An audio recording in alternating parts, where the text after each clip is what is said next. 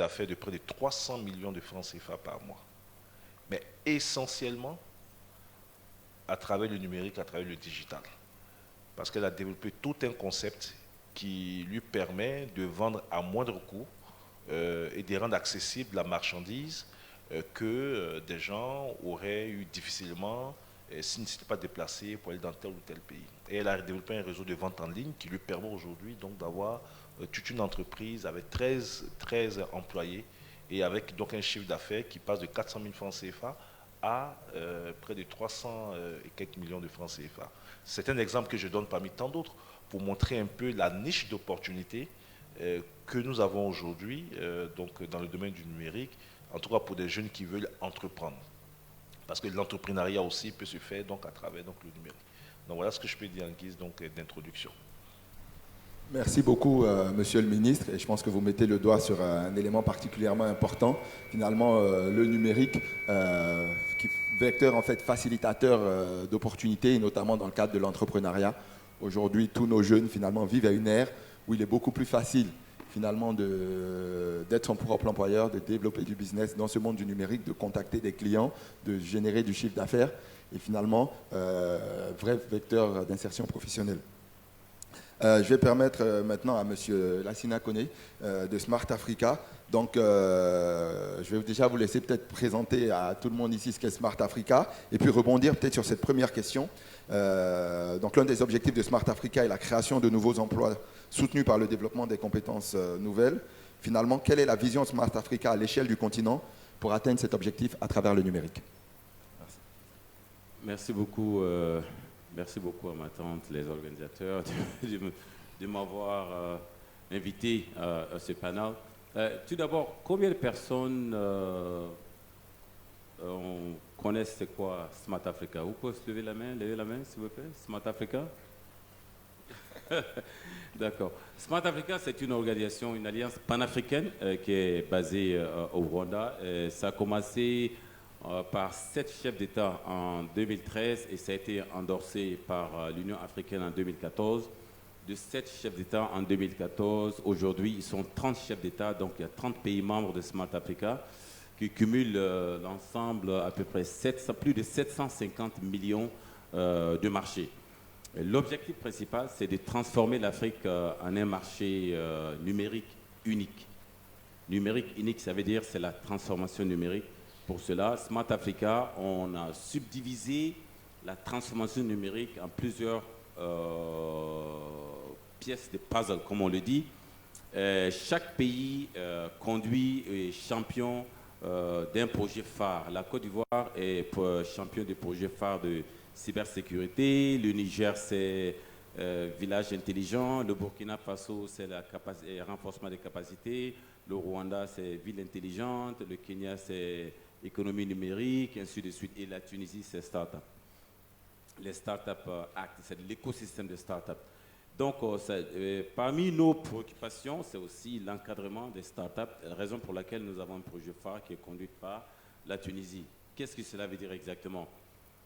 Le ministre vient de le dire, de la manière dont les différents pays membres de Smart Africa s'activent pour encadrer les jeunes à travers les ministères. Nous travaillons sur le côté législatif, exactement comme en Tunisie qui a passé l'acte législation des start-up. Alors en Tunisie aujourd'hui, quand tu es start-up, quand tu as le label start-up, tu as 3 ans d'exonération des impôts et ça peut même aller jusqu'à aller subventionner le salaire des 3 directeurs pendant 3 ans. Et ils sont en train de travailler sur une partie, les projets étatiques, prendre un certain pourcentage de projets dont les startups peuvent compétir. C'est vraiment accompagner l'écosystème de telle sorte que les startups ils développent les applications, ils créent les entreprises pour qu'ils aient aussi des revenus. Parce que quand on dit start-up, ça veut dire start-up, c'est pas down. C'est-à-dire en 3 ans, et quand tu n'arrives pas à accélérer, alors tu dois vraiment quitter. Et pourquoi tout cela? Vous voyez, l'Afrique fait 1,3 milliard de population et on a pratiquement 800 millions de jeunes qui ont moins de 30 ans. Et vous devez comprendre, les jeunes, aujourd'hui, nous sommes dans un paradigme, rien ne sera la même chose. Tout va changer. La seule chose qui ne changera pas, c'est le mot changement. Le mot changement ne changera pas, tout change. Le paradigme qui est là dans la transformation. Je vais vous raconter tout juste une petite histoire. En janvier 1968, au Vietnam, la guerre du Vietnam et les États-Unis, les Vietnamiens ont mobilisé 85 000 soldats pour aller attaquer les Américains qui faisaient 125 000 soldats. Mais quel jour? C'était un jour qu'ils appellent ça le TED. Le TED, c'est un peu comme la fête de Noël. Alors, tout le monde est supposé être à la maison. Les Vietnamiens, dans leur sous-entendement, c'était de surprendre les Américains. Alors, dans cette bataille, les Vietnamiens ont perdu sur les 85 000, ils ont perdu 35 000 soldats. Et les Américains, sur les 125 000, ils n'ont perdu que 10 000. Mais l'ensemble de la guerre du Vietnam, les États-Unis, comment peut-on gagner plusieurs batailles et perdre la guerre? C'est parce que ce qu'ils n'ont pas compris, dans la vie, il y a deux sortes de jeux. Le jeu fini, il y a le jeu infini. C'est ce qu'on appelle finite game et infinite game. L'exemple parfait de jeu fini, c'est un match de football. On sait que c'est 90 minutes, on sait que c'est combien de joueurs, on sait qu'il y a un arbitre, il y a un début, il y a une fin. Mais les Japonais, les Vietnamiens dans cette guerre, ils n'étaient pas dans la logique d'un game, un jeu qui a un début, qui a une fin. Ils se battaient pour survivre. C'est pour vous comprendre que la bataille des numériques, c'est une bataille infinie. Ce n'est pas du coupé décalé. Il n'y a pas un début, il n'y a pas une fin. La raison pour laquelle je vais vous dire, qui se rappelle des cassettes magnétophones qu'on jouait il y a peut-être 15 ans, 20 ans de cela? Levez votre main. Où sont passées les cassettes magnétophones? Qui se rappelle de VHS, Betamax, qui se rappelle des caméras Kodak dont on prend la photo, ça sort? Où est-ce qu'il est parti? Ça a disparu. Ça veut dire que nous sommes dans une bataille qui est complètement continuelle. Et c'est dans cet état d'âme, la raison pour laquelle j'ai dit ça. Aujourd'hui, au niveau du Smart Africa, nous sommes dans le développement de l'intelligence artificielle. Un exemple, j'ai une montre Apple qui a l'application Siri, qui parle que du français ou l'anglais. Qui l'a permis de parler le français ou l'anglais? Pourquoi les jeunes Africains ne utilisent pas l'intelligence artificielle pour parler, même embêtés, pour pouvoir traduire? Parce que dans notre concept, la technologie, c'est la pensée globale dans un contexte local.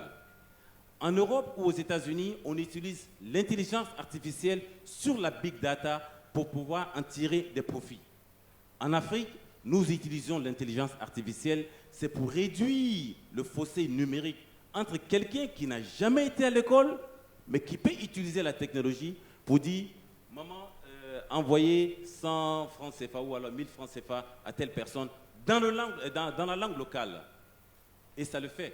Et c'est possible aujourd'hui, dans les rues de Nairobi ou dans les rues de Kenya, les jeunes entrepreneurs sont en train de développer les langages basés sur le NLP, qui est Natural Language Processes, pour pouvoir utiliser l'intelligence artificielle. Ça, c'est juste un exemple. Mais ça n'existait pas auparavant. Et le blockchain, ainsi de suite. Je vais juste laisser la parole à Habib Bamba pour qu'on puisse continuer. Merci. Merci beaucoup, monsieur Lassina Koné. Vous faites bien de l'applaudir. Donc, pour rappel, donc, Smart Africa qui finalement permet de mettre en place le cadre qui va permettre au continent de faire cette mutation numérique.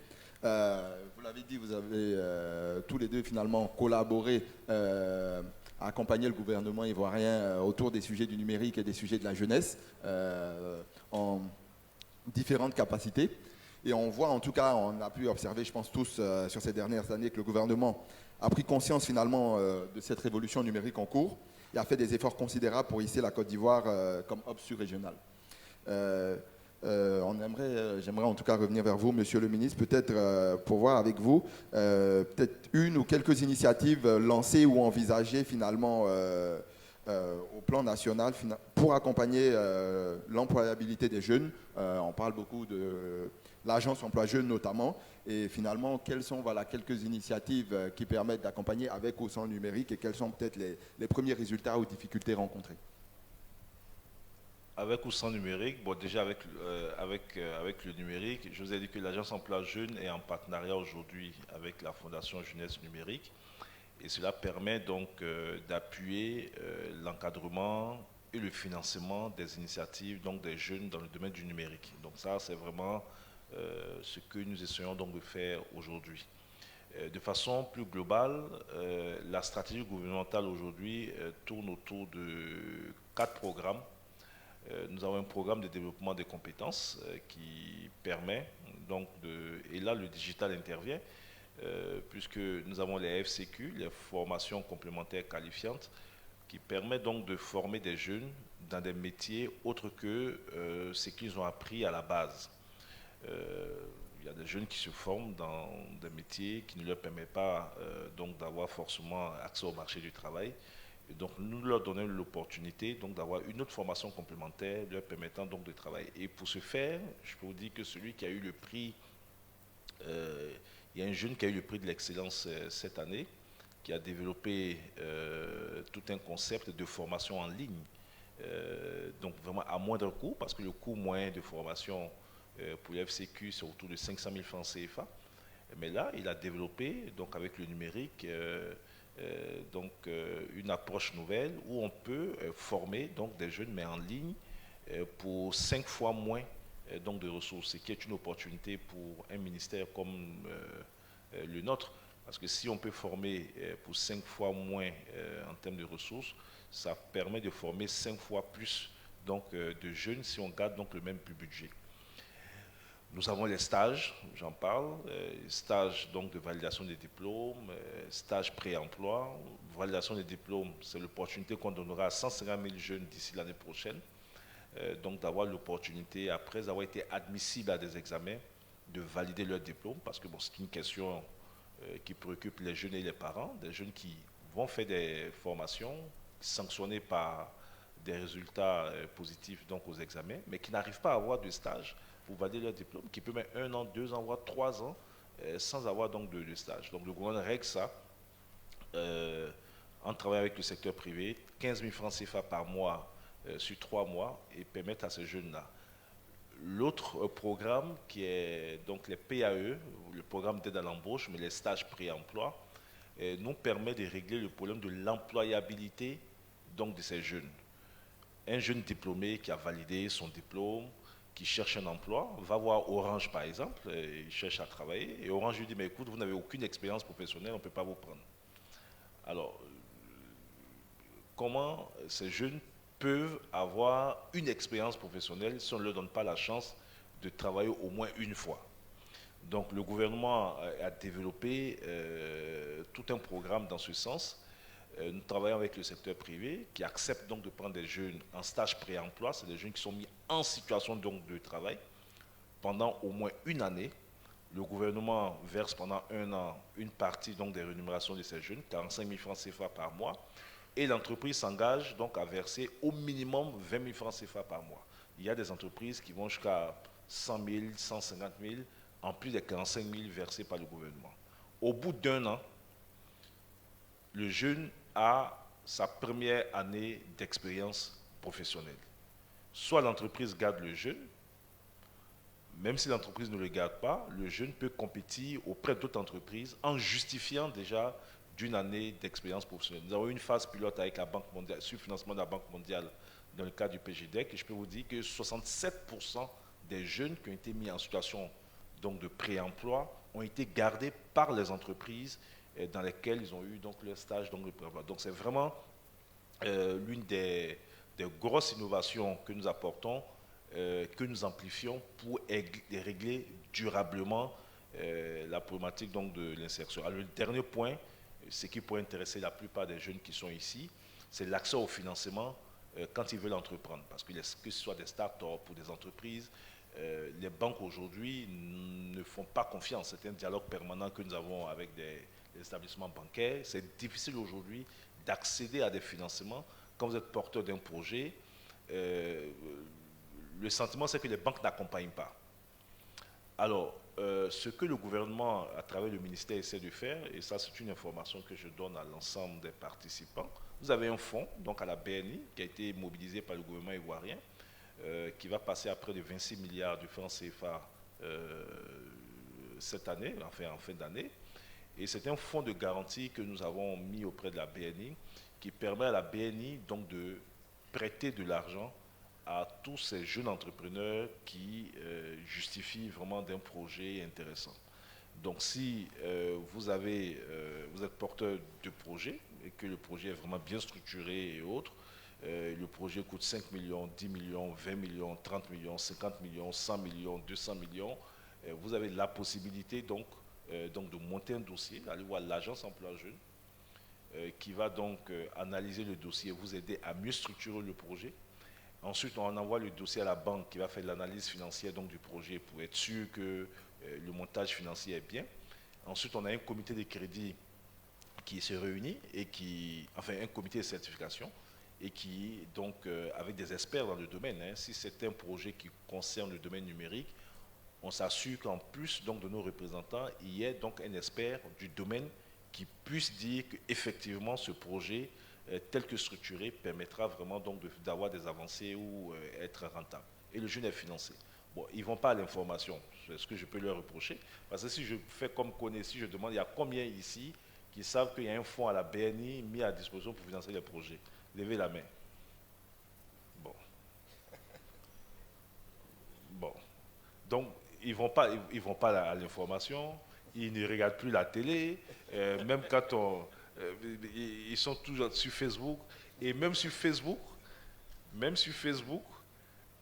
parce qu'il y a tout aujourd'hui sur Facebook, l'agence emploi jeune, tous les programmes qui sont développés font l'objet de publications sur Facebook. Mais ils préfèrent chercher les petits go vraiment sur Facebook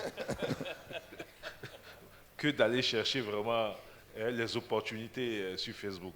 Merci. Ok, ben, déjà on applaudit Monsieur le ministre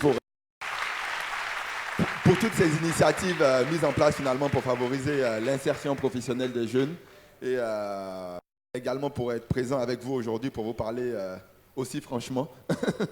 Et je pense que justement, disant en introduction, on veut, pour revenir un peu sur votre conclusion, que notre jeunesse finalement ne se sert pas des réseaux sociaux uniquement pour le divertissement et pour le loisir, mais vraiment réalise les opportunités que tous ces réseaux-là offrent pour s'insérer professionnellement, pour se former, etc.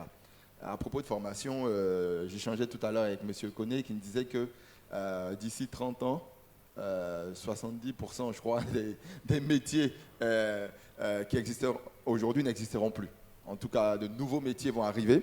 Et justement, la question c'est comment justement, voilà, parmi les différents métiers qui vont émerger grâce au numérique, quels sont selon vous les plus prometteurs pour la jeunesse africaine sur cette prochaine décennie et ceux justement sur lesquels ils devraient investir, se former, etc. Merci beaucoup, merci Habib. Il y a des rapports divers qui disent aujourd'hui 70% des emplois de 2030, dans 11 ans, n'existent pas encore. Vous voyez. Et donc, quand on regarde, c'est ce que je disais, mon ami et frère, le ministre vient d'expliquer que bon, les jeunes, quand ils sont sur les réseaux sociaux, c'est pour autre chose. Mais je vais vous dire quelque chose. Est-ce que vous savez qu'on est tous colonisés par le numérique? Quand on se réveille le matin, la première des choses qu'est-ce qu'on regarde, c'est notre WhatsApp ou le Facebook. Qui peut me dire dans la salle ici où les données sont sauvegardées? Ça fait un. La deuxième question, quelle est la différence aujourd'hui entre le temps de nos grands-pères et papas, ou le temps de la colonisation, où on prenait les matières premières, on les emballait à l'Occident, on les revend ici comme les plaquettes de chocolat, dont tu vas voir que matières premières ne consistent que peut-être 5 à 7%. Quelle est la différence entre ça et ce que nous faisons aujourd'hui sur les réseaux sociaux, où vos profils sont enregistrés à l'étranger et on vous cible avec les publicités? Il n'y a pas de différence. Évitons la colonisation numérique. On utilise les réseaux sociaux pour des gains vraiment qui sont professionnels, qui sont bien. Mais toutes ces informations que vous déposez sur les réseaux sociaux, c'est très, très, très, très dangereux. Parce que vos données ne sont pas en Afrique. Et ça fait partie de notre combat à Smart Africa. La voix de l'Afrique doit rester en Afrique. Les données de l'Afrique doivent rester en Afrique sur les data centers. Et la souveraineté des données doivent rester en Afrique. Et je vous le dis, je préfère être très franc. L'Afrique aujourd'hui, nous sommes un peu entre le marteau et la pointe. L'Afrique, c'est le seul continent. Allez-y faire vos Google recherches. La carte de l'Afrique, vous ne verrez aucun serveur de données qui est géré par les GAFAM, par le Google, Amazon, tout ça. Tout ce que vous puisez, vous allez en Occident, vous prenez l'information, ça revient. Et pourquoi pas ces GAFAM revenir en Afrique, installer des centres de données. Donc on a exploité sans le savoir. Et ça, c'est notre combat. Les métiers d'avenir aujourd'hui, je vous ai parlé tout de suite, c'est quelqu'un qui a créé le Siri. Ils ne sont pas plus intelligents que nous. Ils utilisent intelligence artificielle. Je parle à Siri en anglais, en français, ça me répond. Cette responsabilité est posée sur vous. Pourquoi ne pas utiliser l'intelligence artificielle dans les langues locaux? Si je peux le dire en Swahili, je ne sais pas, en Baoulé, c'est ce que j'ai dit. C'est une réflexion globale, mais dans un contexte local. Ça, c'est un. Le blockchain. Aujourd'hui, naturellement, en Afrique, chacun veut garder ses informations. Les pays ne communiquent pas, les ministères ne communiquent pas, tout le monde veut ses données. Blockchain, c'est la technologie qui permet, on ne se fait pas confiance, mais on se met d'accord sur le minimum d'échange d'informations. Aujourd'hui, le blockchain existe. Et puis, la virtual reality, la réalité virtuelle, ou alors la réalité augmentée, ça, c'est des choses, quand je voyage dans différents pays en Afrique de l'Est, en Afrique du Sud, et les jeunes, ils sont dedans, ils sont en train de développer les applications.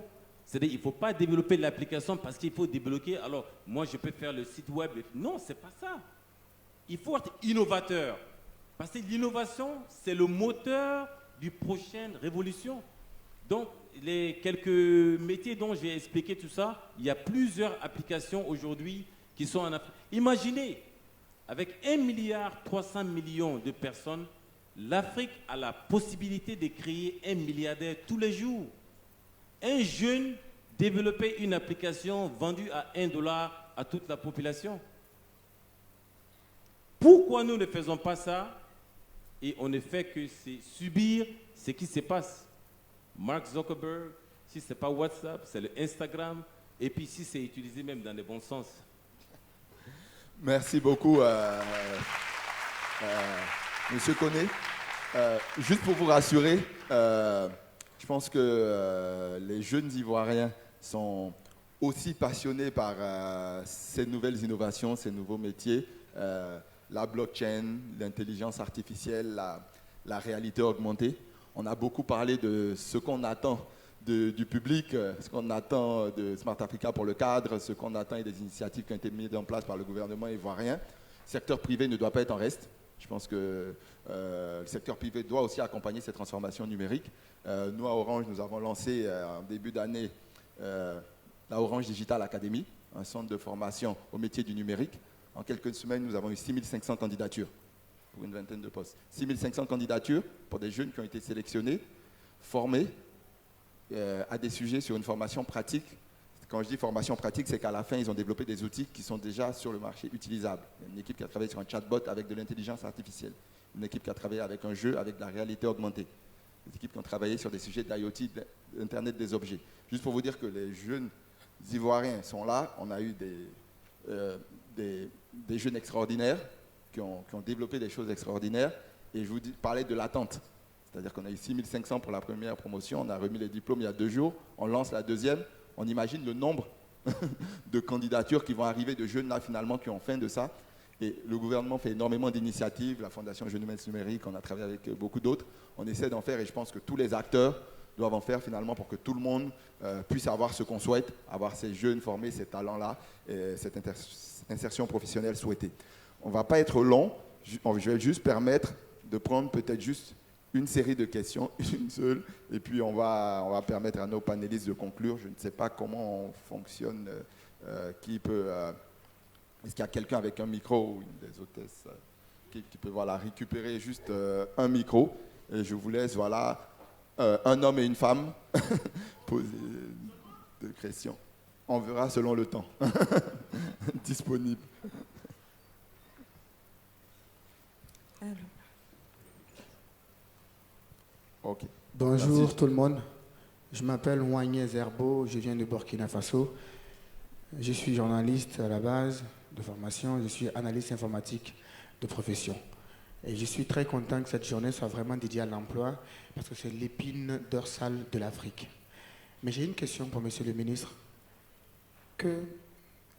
En Côte d'Ivoire, quelle définition vous donnez à emploi?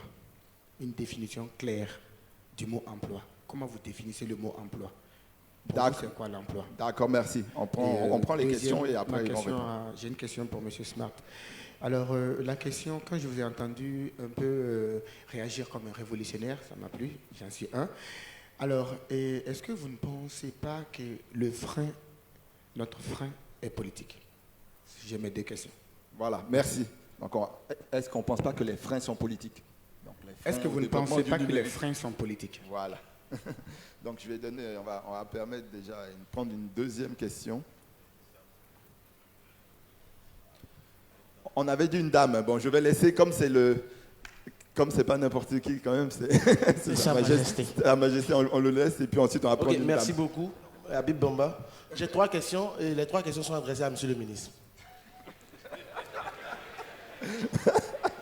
Monsieur le ministre, ce n'est pas une provocation, c'est vraiment un cri de cœur aujourd'hui. Dans le cadre du partenariat entre l'Agence Emploi Jeunesse Numérique, combien d'entreprises vous avez aidées dans le domaine du numérique? Et aujourd'hui, concrètement, avec quelle entreprise dans le domaine du numérique le ministre peut se taper la poitrine pour dire « Ah ouais, on a fait cette entreprise. Aujourd'hui, il est à ce niveau-là. » La deuxième question, c'est de savoir quel lobbying vous faites auprès du président de la République, Alassane Ouattara, des différents ministres de l'agriculture et autres, lorsqu'ils vont dans les salons de l'agriculture des autres pays ou à Vivatech en France pour aider des jeunes entrepreneurs à aller conquérir le marché étranger. Parce que, monsieur le ministre, tenez-vous bien, hier j'ai un ami qui m'a écrit sur Facebook, il vient pour le Sahara, le salon de l'agriculture. Et il était tout fier de voir que son ministère l'envoie en Côte d'Ivoire conquérir le marché ivoirien. Dans ma tête, je me suis dit, est-ce que la Côte d'Ivoire serait-il un oasis où chacun peut venir chercher quelque chose, mais nous on ne peut pas aller ailleurs. Donc qu'est-ce que vous faites dans votre ministère, dans vos différents voyages, pour aider ces jeunes-là à aller conquérir d'autres marchés et faire la promotion de la Côte d'Ivoire? Et la troisième question, pour les entrepreneurs toujours, on demande aux jeunes de créer des entreprises, de créer des start-up, mais est-ce qu'on les aide concrètement en leur donnant des marchés, lors des passations des marchés en réalité? Parce que dans les autres États, quand on crée des entreprises, on donne des marchés à ces jeunes-là, on donne la chance à ces jeunes. Monsieur le ministre, dans votre ministère de l'Emploi et des Jeunes, à combien de jeunes vous avez donné des marchés pour exécuter une activité que vous menez personnellement pour leur première fois? Je vous remercie. Merci.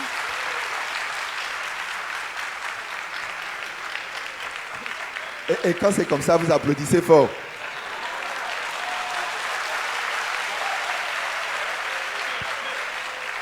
Nous avons une jeunesse révolutionnaire. Est-ce qu'on prend on va prendre une question? dame, juste une dame, et puis on termine. Une dame. Il y a une dame qui a levé la main. Il y a une dame là-bas. Vous pouvez changer de côté, il y a une dame qui a levé la main depuis. Oui, au fond. Pouvez-vous lever? Au fond, je l'ai vu. Laquelle? Oui, en noir. Vous pouvez vous lever? Non, celle qui est là. C'est laquelle? Celle qui est là. Celle-là. Voilà. S'il vous plaît, les caméramans, cadreurs, photographes, il y a des caméras de la régie juste derrière vous. Voilà. Merci, monsieur. Je suis Nguessa Adjoa, chargée de communication digitale. Ma question est adressée à monsieur le ministre.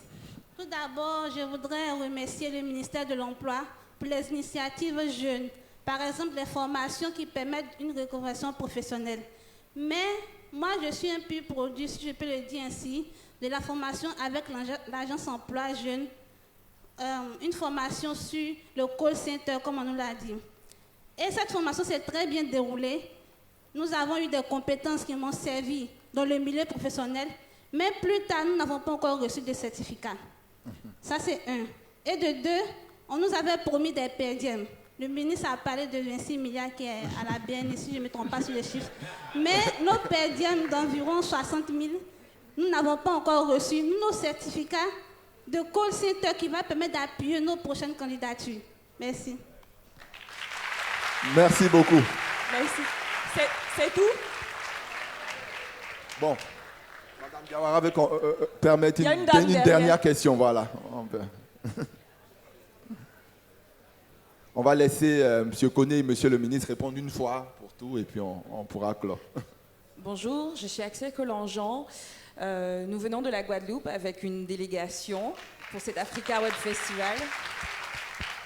Nous vous remercions énormément de la qualité de vos interventions. Nous avons beaucoup à apprendre de nos frères et sœurs de l'Afrique qui œuvrent dans le digital. Alors j'aurais une question à l'attention de M. Koné. Nous sommes membres d'une association qui s'appelle Guadeloupe Tech, l'association des entrepreneurs et des acteurs du numérique en Guadeloupe. Nous militons énormément justement pour que nos data restent en Guadeloupe et ne partent pas à Miami pour nous permettre de maîtriser nos politiques publiques justement. Et ça, on essaie de voir comment on peut monter un GIX, un point d'échange Internet. J'aimerais savoir quelles sont les solutions que vous préconisez en Afrique pour que vous puissiez maîtriser vos données. Je vous remercie. Merci beaucoup. Donc, je vais laisser Monsieur le ministre interagir. Je pense qu'on a plusieurs questions sur comment les entreprises sont accompagnées, le lobbying qui est fait pour aider finalement les jeunes entrepreneurs. Est-ce qu'on donne des marchés aux startups? Qu'est-ce qu'on avait encore? Finalement, oui, il y a des formations et on voit des exemples concrets d'initiatives mises en place et de gens qui en ont bénéficié. Maintenant, derrière, est-ce que finalement, dans le suivi, on s'assure qu'ils aient tout ce qui était prévu, diplôme, etc. Et puis, je crois qu'il y a une première question que j'ai peut-être oubliée, mais en tout cas, voilà. Alors, j'ai noté que sur la question de est-ce qu'on donne des marchés, la salle a beaucoup applaudi. Ça veut dire que les jeunes veulent des marchés. Alors, la première question était la définition donc, du travail, de l'emploi et autres. Alors, de façon très basique, considérer comme travailleur toute personne qui a une activité régulière qui lui procure un revenu régulier. Donc, quand les deux éléments sont réunis, on considère que vous travaillez. Maintenant, après, le travail peut être décent, le travail peut ne pas être décent, le travail peut être précaire, ainsi de suite. Et donc, le BIT donne donc, différentes situations donc, de travail selon donc, vous entrez dans telle ou telle catégorie. Et puis, donc, on considère aussi qu'un chômeur, une personne qui ne travaille pas, donc qui est sans activité, qui est apte à travailler, c'est-à-dire que si s'il y avait une opportunité aujourd'hui, elle est apte à travailler. Et le troisième élément qui est à la recherche donc d'un emploi, donc quelqu'un qui ne travaille pas, qui est apte à travailler mais qui ne cherche pas du travail, n'est pas un chômeur. Donc il faut que les trois conditions soient réunies. Et je vais lever aussi des équivoques, ce n'est pas parce qu'on ne travaille pas qu'on est chômeur. Parce qu'on a le sentiment que quand on ne travaille pas, donc on est forcément chômeur. Ce n'est pas vrai. Vous êtes étudiant, vous ne travaillez pas, mais vous n'êtes pas chômeur. Vous comprenez, vous êtes étudiant, donc vous allez à l'école, mais vous ne rentrez pas dans la définition non de chômeur, bien même que vous ne travaillez pas. L'autre élément qui est important, parce que bon, ça suscite beaucoup de débats, partout où je passe, le taux de chômage qui n'est pas élevé dans les États africains. En Côte d'Ivoire, on est à 2,6 le taux de chômage. Au Togo, on a 1,7. Au Burkina, on est autour de 5%. Au Libéria, on était à 3% de chômeurs. Et donc la question est de savoir, mais comment des pays pauvres peuvent avoir des taux de chômage aussi bas? Est-ce que ces chiffres sont réellement crédibles? Est-ce que? Et ça aussi, ça me permet de bien vous expliquer que la définition du chômage telle que je viens de vous donner est une définition BIT. Et c'est de par cette définition qu'il y a des instruments de mesure du chômage un peu partout dans le monde. Et ce sont les mêmes instruments qui mesurent le chômage en France, aux États-Unis, au Japon, en Côte d'Ivoire, au Burkina. Et selon ces instruments, voici donc le niveau de chômage que nous avons. La question donc qui peut suivre, c'est de dire, mais comment des États pauvres ont des taux de chômage aussi bas par rapport donc à des États qui sont riches, qui sont développés, où les taux de chômage frôlent les 10%, pour la France, on est autour de 8%. Il y a un rapport de la BAD qui explique bien cette situation, et qui dit que, en gros, plus les États sont pauvres, plus le chômage est bas, du fait que l'extrême pauvreté pousse les populations à faire des petits boulots pour pouvoir s'en sortir. Or, à partir du moment où les gens font des petits boulots pour s'en sortir, ils sortent donc de la définition donc du chômage. Parce qu'ils ont des activités, ça peut être précaire, hein. Tu peux travailler 2 jours et puis après ne pas travailler, après travailler 3 jours, ainsi de suite, mais qui leur procure donc du revenu. Alors, donc l'analyse dans nos États africains, et ça je m'adresse à tout le monde, n'est pas en termes de chômage des jeunes. C'est-à-dire, il y a un effet de mode, on dit oui, l'Afrique, les jeunes sont au chômage, ce n'est pas vrai. La réalité, c'est le sous-emploi dans nos États africains. Et la Banque mondiale a produit un rapport pour dire que l'Afrique n'a pas un problème de chômage des jeunes, l'Afrique a un problème de sous-emploi. Vous avez énormément de jeunes qui vivotent dans des petits métiers de cireur, de vente de journaux, de mécaniciens, de ceci, cela.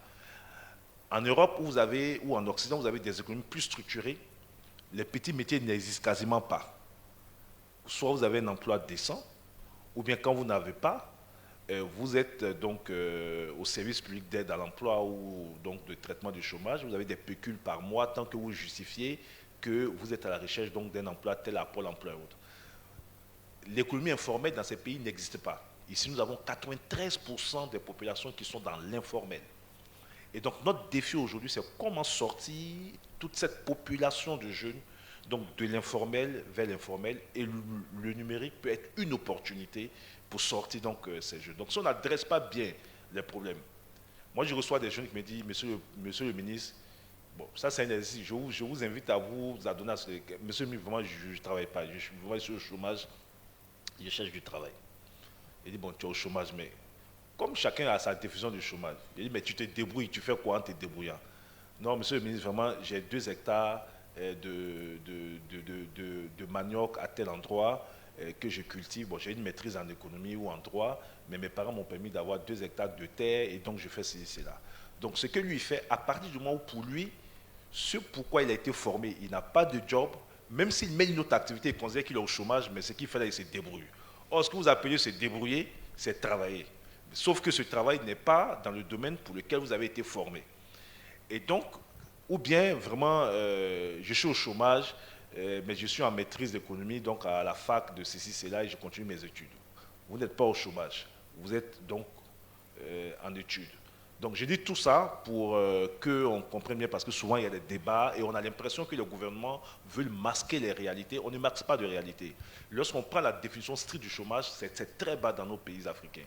Mais cette définition cache une autre réalité, c'est le grand nombre de jeunes qui vivotent et qui sont donc dans des petits métiers un peu partout et qui ont besoin donc d'être aidés donc à sortir et avoir des choses beaucoup plus formelles. Alors, celui qui est intervenu, Daouda, alors il y a eu 3 préoccupations. On peut les reprendre une à une et puis on va aller très vite là-dessus. Donc la première préoccupation... C'est des entreprises qui ont été accompagnées. Donc ils veulent donc des exemples d'entreprises peut-être qui ont été accompagnées par ces initiatives dont vous êtes fiers, si c'est à peu près ça. Deuxièmement, quel lobbying vous faites pour aider les jeunes à l'étranger? Alors, au niveau donc des start-up, dans le cadre donc du partenariat que nous avons avec la Fondation Jeunesse Numérique, la Fondation Jeunesse Numérique intervient dans l'encadrement donc de ces jeunes-là qui veulent entreprendre dans le domaine numérique, dans l'accompagnement donc de ces jeunes, et l'agence emploi jeune intervient au niveau donc du financement, même des formations qui sont donc données donc à ces jeunes et ainsi de suite. Là, je ne peux pas te donner de façon très précise le nombre d'entreprises que la Fondation Jeunesse Numérique a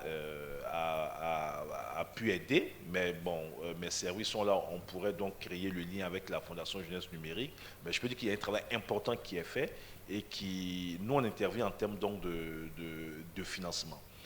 Le deuxième élément, c'est le lobbying. C'est le lobbying. D'abord, vous devez savoir que vous avez une niche d'opportunité dans votre pays. Et puis, nous sommes dans un monde aujourd'hui qui est de plus en plus ouvert. La compétition, le numérique a cassé un peu les frontières. C'est-à-dire qu'un jeune qui est en Côte d'Ivoire aujourd'hui, grâce au numérique, peut interagir avec donc, des jeunes qui sont au Japon, en Chine, et ainsi de suite.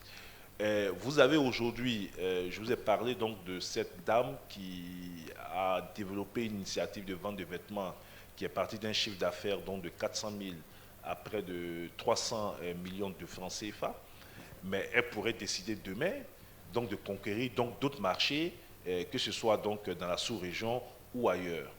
Nous sommes là vraiment pour accompagner les initiatives. Donc s'il y a des jeunes qui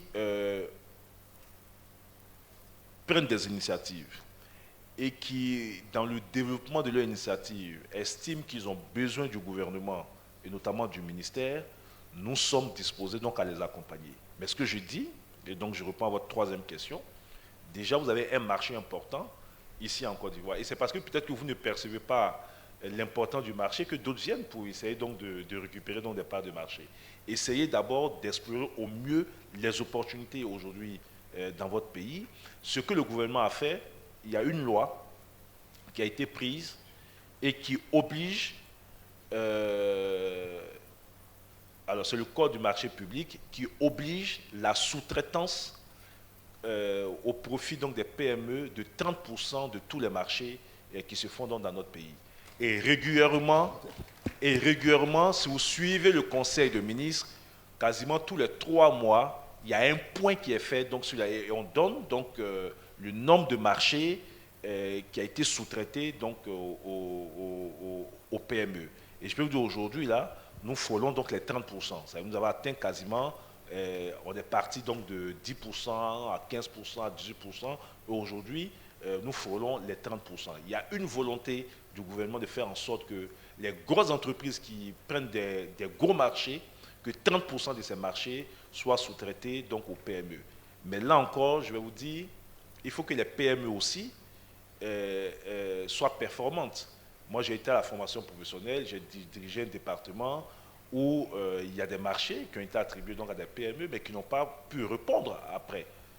Qui n'ont pas pu répondre, et au niveau donc, de la qualité donc, du travail, et au niveau donc, de la substance financière.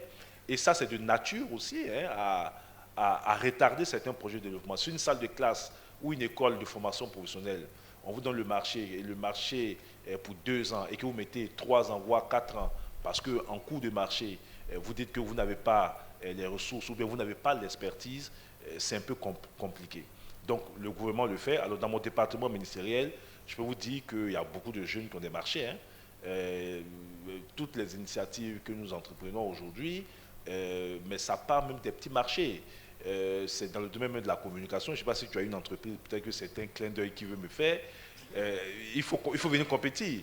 C'est-à-dire qu'aujourd'hui, vous avez, lorsque les procédures au niveau de l'État sont telles que lorsque vous avez donc des initiatives d'un certain montant, vous êtes obligé de faire un appel à candidature. Et puis, il y a des jeunes qui ont des marchés, qui exécutent donc ces marchés, et ça part donc dans tous les domaines.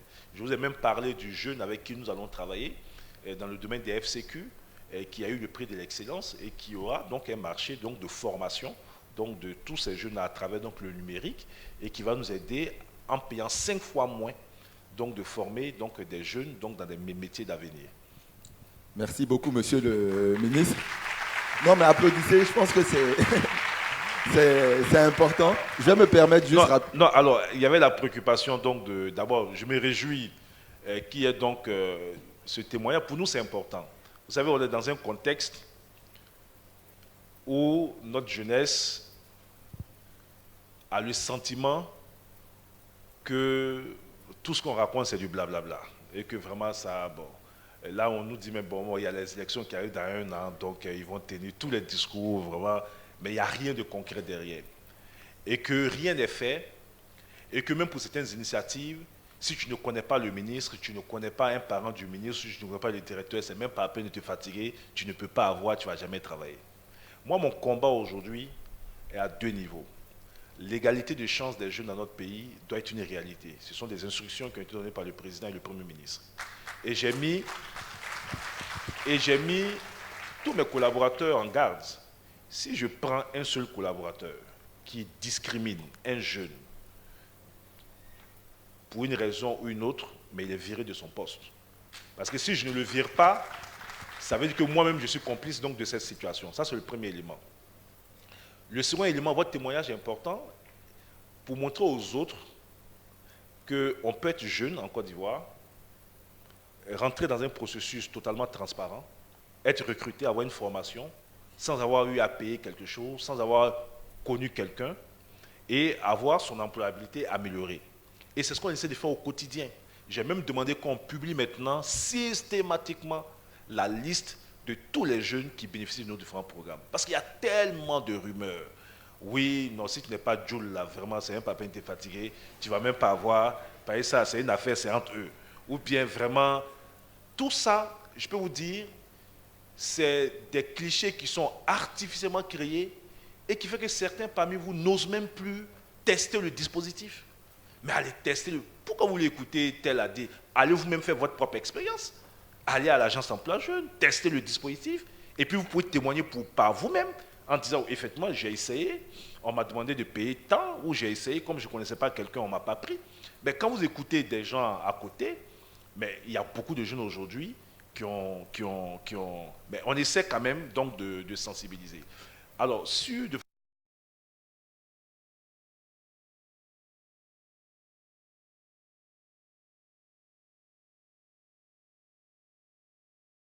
en principe, c'est-à-dire que vous avez un pécule pendant votre formation. Est-ce que vous parlez donc de ce pécule-là?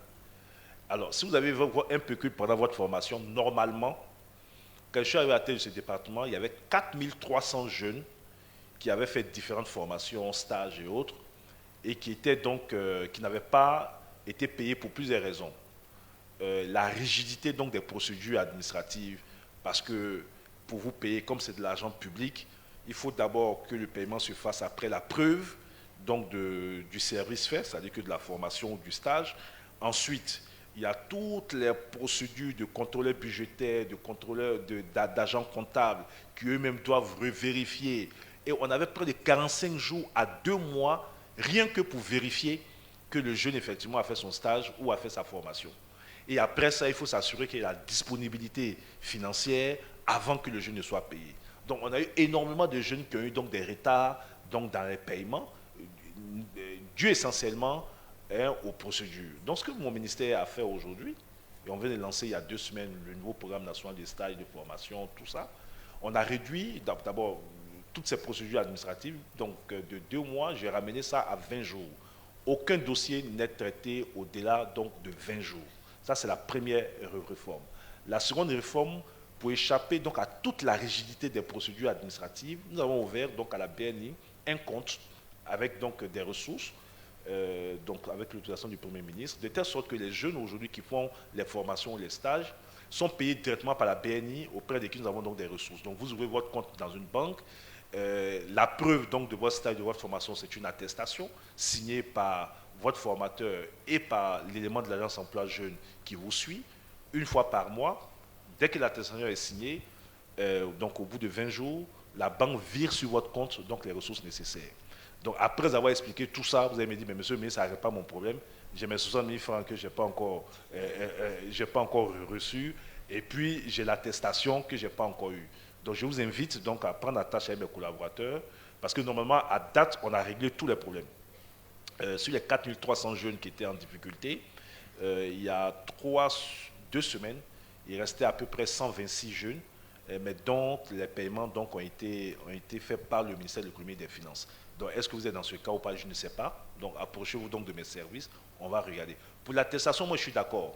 Ça ne se fait pas de façon systématique. Normalement, ce sont les entreprises ou les structures qui vous forment qui devaient vous donner des attestations. J'ai demandé à l'agence emploi jeune de travailler en collaboration avec ces structures pour que vous ayez des attestations co-signées par l'agence emploi jeune et par les structures. C'est important parce que ça permet de donner de la valeur aux formations que vous avez.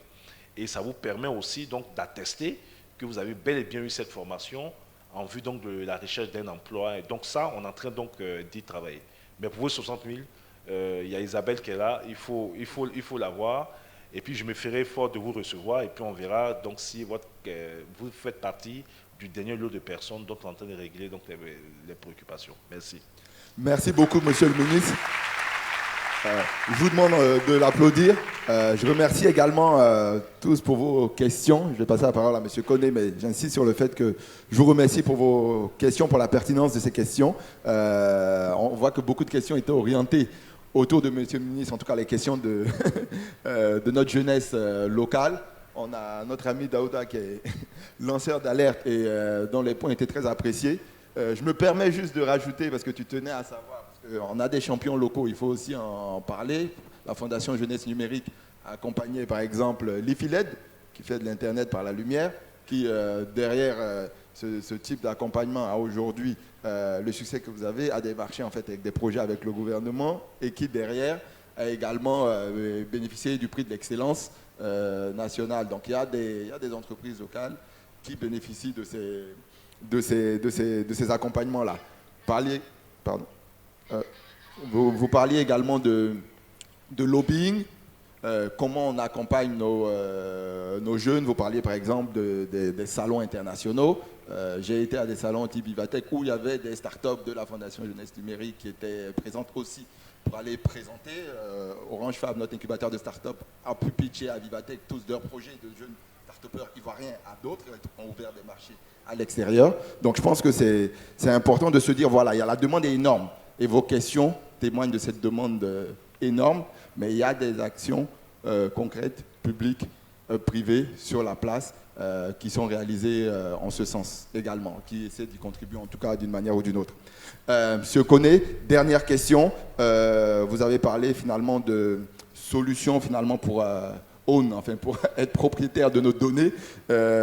Finalement, on dit qu'en Guadeloupe, il y a des actions concrètes qui sont prises. Au niveau de Smart Africa, qu'est-ce que vous mettez en place, qu'est-ce que vous proposez comme solution pour justement qu'on puisse maîtriser nos données? Oui, merci beaucoup. D'abord, il y avait la première question. Est-ce que le journaliste a dit ici, est-ce que bon, tout ce qu'on fait, c'est une révolution? Est-ce qu'il n'y a pas de frein? Moi, je ne dirais pas. D'abord, ce n'est pas une révolution. La raison pour laquelle il faut qu'on arrive à se mettre dans un mindset que l'Europe et les États-Unis peuvent apprendre de l'Afrique. Vous êtes étonnés. C'est-à-dire qu'on ne se pose pas cette question. Et quand nous, on évoque cette question, ceux qui ne sont pas dans ce mindset, on pense que c'est une révolution. Je vous donne un exemple. En Europe, tout le monde a un compte bancaire. Tout le monde a un chéquier. Tout le monde sait comment remplir un chéquier. Combien de personnes ici ont déjà rempli un chéquier? Levez votre main. Combien de personnes ont un compte mobile money? Levez votre main. Exactement.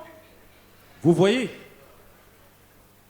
Aujourd'hui, en Afrique, ils ont tous le compte au mobile money pour qu'on leur transfère.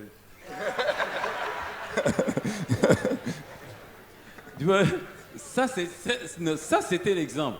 Aujourd'hui, il y a pratiquement près de 135 à 140 millions d'adultes qui ont un compte de mobile money qui font des transactions, à peu près 26 milliards de dollars par an de transactions. Ça n'existait pas en Europe. Ça n'existait pas au Canada ni aux États-Unis. Ils apprennent d'ici. Donc, ce n'est pas une révolution.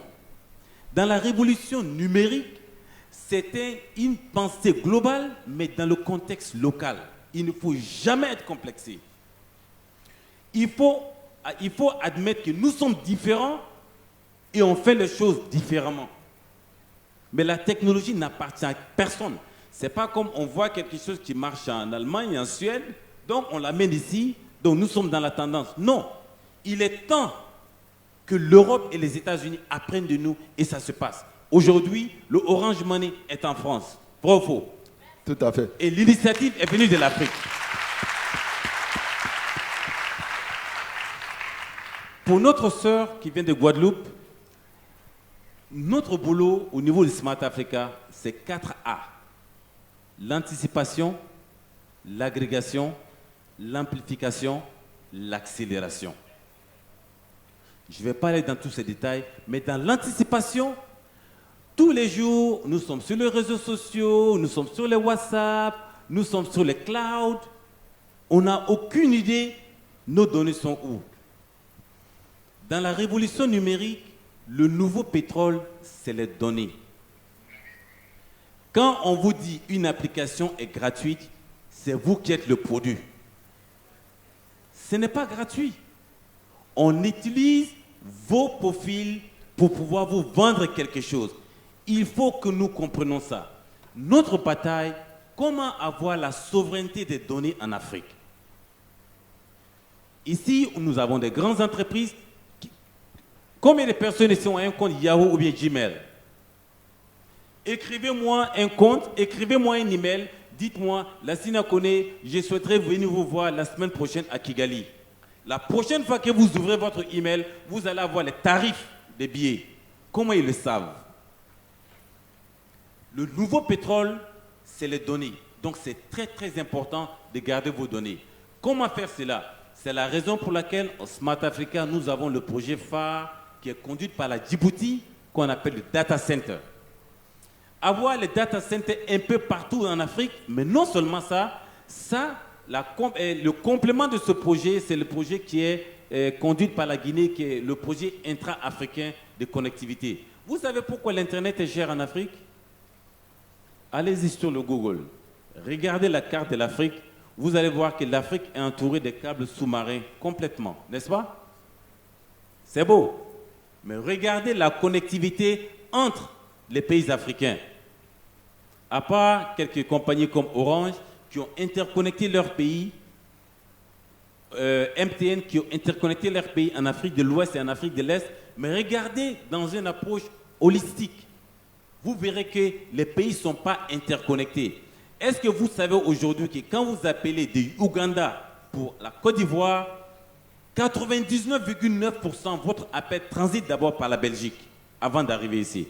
Pourquoi? Pourquoi on est au XXIe siècle? Pour faire cela, il faut des data centers. Parce que les GAFAM, les grands groupes, Google, Amazon, Microsoft et tout ça, les Facebook, ils viendront seulement s'il y a deux conditions. L'infrastructure et la gouvernance de données. Quand ils viennent, ils vont créer des emplois. Mais c'est nous d'abord, nous devons passer la législation, protection des données personnelles, les projets d'infrastructure et data center. Il n'y a qu'en ce moment que nous pourrons avoir les données africaines installées en Afrique. Tant que cela, nous sommes tous colonisés parce que tous vos données se résident à l'étranger. Merci. Merci, M. Kone. Je pense qu'on a eu le temps de faire le tour de la question. Je pense qu'aujourd'hui, nous sommes tous convaincus. Le numérique est une réalité. Il ne doit pas être juste un divertissement. C'est une opportunité énorme aujourd'hui pour vous de créer de la valeur vous-même en étant entrepreneur ou de trouver des emplois ou de vous former. Toutes les opportunités sont là sur le numérique. Les opportunités que vous avez grâce au numérique font que vous avez les mêmes opportunités ici en Afrique que n'importe où dans le monde. Il y a des acteurs publics qui essaient de mettre le cadre et de finalement vous créer des programmes pour faciliter tout cela. Le privé ne doit pas être en reste. Nous essayons de faire notre part et je pense que chacun aussi essaie de faire sa part. Juste pour terminer, je vais vous laisser peut-être un petit mot de fin. On va commencer par monsieur Lassina Kone et puis on va laisser monsieur le ministre faire le mot de fin de ce panel de ce matin.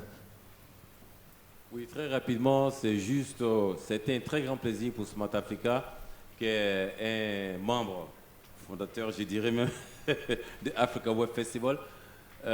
Vous avez tous nos supports au niveau de l'organisation à Kigali, mais sachez que l'avenir de l'Afrique est entre vos mains.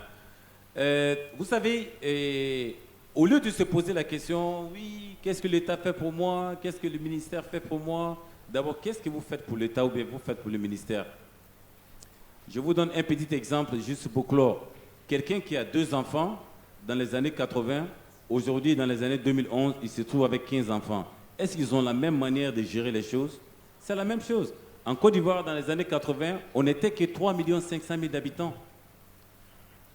Aujourd'hui, on est 25 millions. Est-ce que l'infrastructure a grandi au même taux? Non. Donc, cette révolution, c'est vous, c'est moi. C'est tout le monde ici. On ne s'assoit pas pour dire qu'est-ce que l'État fait pour moi, est-ce que le ministère a un programme. Est-ce que nous-mêmes, qu'est-ce que nous on fait? Est-ce qu'on fait du copier-coller ou alors on prend l'initiative de l'innovation à main? C'est pour vous dire que l'Afrique compte sur vous. Vous êtes 800 millions, moins de 30 ans en Afrique, existe sur les 1,3 milliard.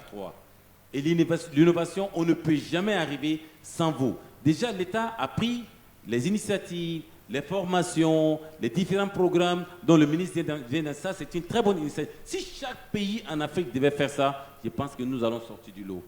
C'était juste pour vous dire, on est ensemble. Merci, monsieur. Merci beaucoup, monsieur Lassina Koné. Lassina Koné, directeur général de Smart Africa. Monsieur le ministre. Non, juste rebondir ici sur ce que Koné a dit. Le rôle de l'État, c'est de créer les opportunités. On a le secteur privé aujourd'hui, ça a été dit par vous-même, qui aujourd'hui crée aussi des opportunités. Il faut maintenant que notre jeunesse se donne les moyens donc, pour saisir donc, les opportunités mises à leur disposition. Deuxièmement, le numérique ou le digital doit être pour vous-même une opportunité. Tout à l'heure, on a choisi un peu en parlant de Facebook et autres. Il y a toutes les informations sur les réseaux sociaux. Vous pouvez accéder à tout ce que vous voulez. Tout dépend de ce que vous cherchez. Si vous cherchez une go, vous allez avoir une go sur Facebook. Mais si vous cherchez du travail, vous pouvez aussi trouver donc, des sites d'information ou des pages d'information sur le travail et les opportunités. Donc après, il y a un dispositif qui est à votre disposition. C'est à vous de regarder ce que vous voulez et qu'est-ce que vous partez chercher. Et je souhaite que les réseaux sociaux soient une opportunité pour vous pour accéder à des informations. Aujourd'hui, vous n'avez plus forcément besoin de vous déplacer, d'aller au plateau, à l'antenne de l'agence emploi jeune, pour aller voir un conseiller emploi, pour prendre des informations sur les opportunités de stage ou de financement. Vous allez sur le réseau social, sur la page de l'agence ou sur le site de l'agence, vous avez toutes les informations. Donc je souhaite qu'on ait une jeunesse qui est déjà dynamique, mais qui soit encore plus dynamique et qui ait conscience de ses responsabilités. On vous dit qu'aujourd'hui, nous sommes en pleine transition et que les 70% des métiers d'aujourd'hui ne vont pas exister demain. Il vous faut vous-même anticiper sur les métiers donc, du futur pour avoir des formations aujourd'hui qui vont vous rendre aptes dans 2 ans, dans 3 ans, dans 5 ans, donc aptes sur le marché du travail. Si vous ne le faites pas, vous serez totalement dépassé, vous serez toujours en train de courir. C'est pas ce que nous souhaitons pour vous. Et remercier donc Africa Web Festival pour donc cette opportunité qui est donnée surtout à cette jeunesse-là de venir écouter, d'apprendre, mais surtout aux décideurs, au secteur privé, pour expliquer un peu ce qui est fait. En tout cas, félicitations à vous et bonne continuation. Merci beaucoup, monsieur le ministre. Ne bougez pas. On va accueillir notre moment. Non, je vous laisse. Madame Diawara, je ne sais pas si... Vous pouvez l'applaudir. C'est l'initiatrice d'Africa Web Festival. C'est grâce à elle que nous sommes tous ici. Et elle tenait à vous remercier tous, donc je vais lui donner la parole. Ok. Merci à monsieur le ministre, merci au DG, monsieur Koné de Smart Africa. Effectivement, ces 2 personnes qui sont là, ces 2 personnalités, sont aussi à la base de la création d'Africa Web Festival. Il y a 8 ans, 7 ans, j'étais avec eux. Lui n'était pas encore ministre, mais s'occupait de jeunesse. Lui s'occupait du numérique. Et nous avons travaillé ensemble à créer Africa Web Festival, à voir comment on allait faire pour que les jeunes travaillent. Donc, c'est des gens qui sont avec vous depuis le début. On va les applaudir pour ça.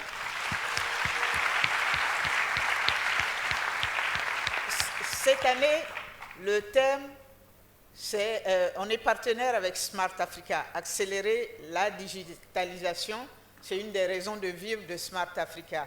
On est partenaire avec Smart Africa, on les remercie pour ça. La journée d'aujourd'hui, c'est la journée de l'emploi. C'est pour ça que le ministre de l'Emploi est là.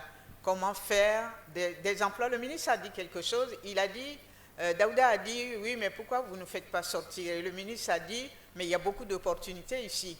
Vous avez ici une trentaine de jeunes d'Afrique, beaucoup de gens qui viennent du Canada, enfin une cinquantaine de jeunes d'ailleurs, du Canada, de la France, de la Belgique et de divers pays d'Afrique, d'une dizaine de pays d'Afrique qui sont là et qui sont venus pour rencontrer l'écosystème. Ils ont vu la Fondation de la jeunesse numérique, ils vont voir le CPC cet après-midi, ils vont voir la Chambre de commerce.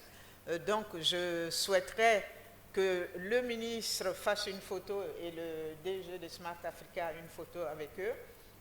Et on les remercie et j'espère, le but ici c'est la co-création d'emplois avec les autres, c'est parler avec les autres, c'est s'installer en Côte d'Ivoire peut-être pour beaucoup d'autres. Je pense que vous allez avoir des satisfactions. Daouda est là pour vous guider et merci à tout le monde. Demain, c'est la journée de la famille. Demain, on est en partenariat avec l'UVIC aussi, donc toutes les villes vont être là et les familles vont être là parce qu'on s'est rendu compte que les samedis, les gens venaient avec leurs enfants. Et un gros merci encore à Orange, à OIF qui est notre partenaire spécial, à Orange et à l'ANSUT. Vous voyez qu'il y a des jeunes, des lycées dans la salle parce qu'on a un concours qui s'appelle Champi des TIC et qui est sponsorisé par ANSUT. Merci à tous.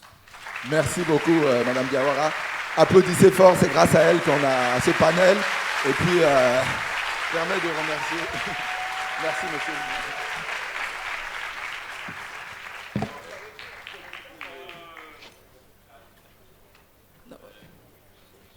Les délégations étrangères, c'est ça, non, doivent monter pour la photo de famille.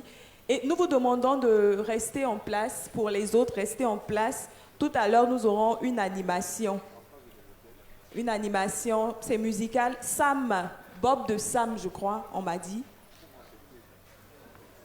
sera sur scène tout à l'heure, après la photo de famille.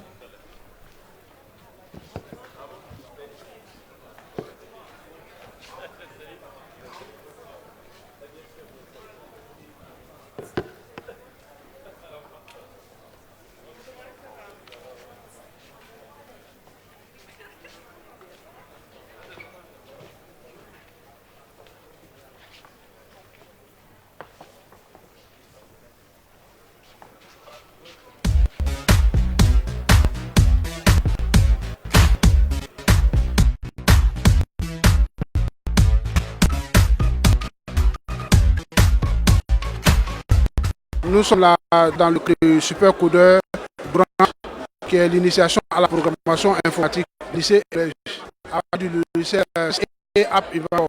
Chaque atelier comporte 30 élèves. Donc jusqu'à aujourd'hui, nous avons fait 90 élèves.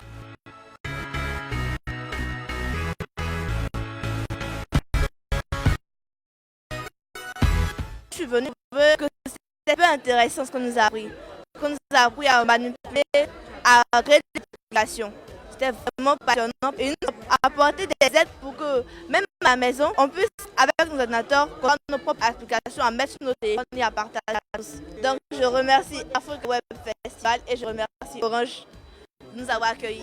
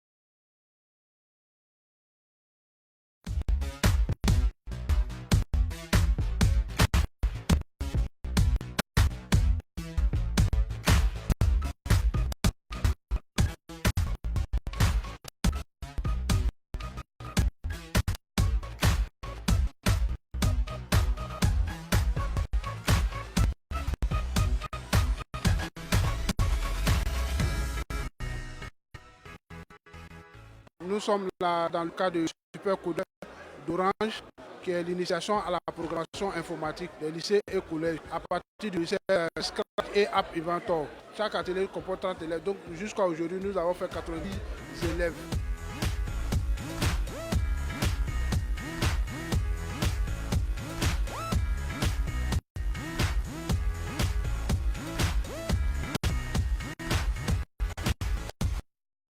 Après 5 éditions, l'Union nationale des blogueurs de Côte d'Ivoire est vraiment satisfaite de son partenariat avec Africa Web Festival.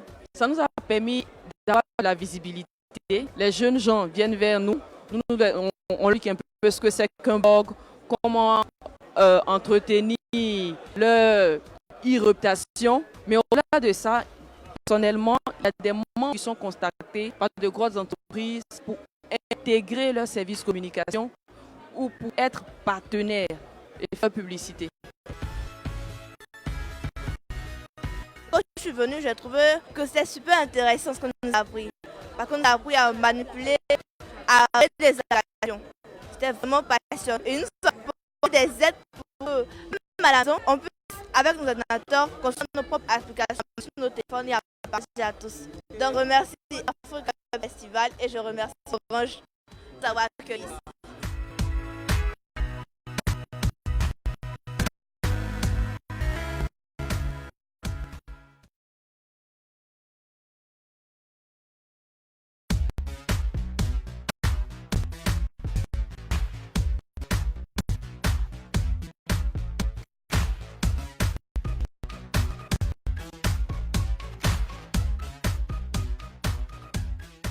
Numerica Event est une application qui regroupe en son sein trois modules. Le module de gestion d'événements, le module de billetterie et le module de mise en relation. Pour quelqu'un qui souhaite organiser un événement, il peut utiliser notre plateforme, non seulement pour trouver des lieux, avoir une certaine visibilité par rapport à son événement qu'il prépare, aussi trouver des partenaires, une certaine planification également, une meilleure gestion, une meilleure organisation, une meilleure réussite de son événement. Sur le fil de l'actualité, on peut retrouver les différents postes des différents utilisateurs de l'application. Du coup, la première fois que tu vas tomber sur l'application, tu peux trouver un poste sur une entreprise où tu te rends comme ça. Tu peux par exemple en train de rendre au cinéma et tu vois, ah, il y a un utilisateur qui est content qui dit le film devait passer à 16h, voilà, ils ont annulé. En même temps, toi, tu sais. Notre valeur ajoutée, c'est tout ça sur cette plateforme et comment on amène les utilisateurs à répondre aux services des entreprises en fait. Parce qu'il y a des applications pour commenter les services des entreprises, mais c'est juste pour commenter. Nous, on amène l'utilisateur à utiliser ces services, faire un coup forcément. Voilà. Waouh, il faut dire qu'on était dans une ambiance très bonne. Franchement, il y a, pour la très grande majorité, on ne se connaît pas. On s'est rencontrés hier et avec Symbiose, je dirais, on a réussi à lancer, à dispatcher les tâches et grâce à Dieu, on a tenu et ça a produit ce que ça a produit. Je suis Miel Landry. Je fais partie de l'équipe de mentors et de coachs qui ont encadré ces jeunes pousses-là pendant ces 48 heures. Il s'agissait pour ces équipes, et j'insiste dessus, d'étudiants, il s'agissait pour eux de produire des applications. La première application permettait de faire un retour d'expérience des utilisateurs sur des services ou des produits. Ensuite, la seconde application dans le domaine de l'événementiel permettait de gérer des événements numériques de bout en bout.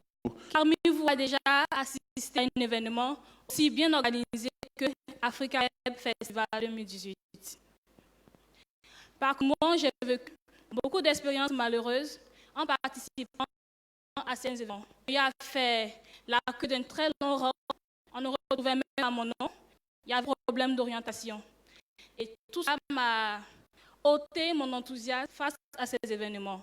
Nous allons accentuer notre démonstration de la création d'un événement à la gestion et le deuxième de la consultation d'un événement à la réservation d'un ticket. Actuellement, l'événement d'actualité, c'est l'Africa Web Festival. Donc, je viens sur l'événement Web Festival et je clique sur l'événement. Quand c'est fait, je consulte au fait l'événement. Il y a la description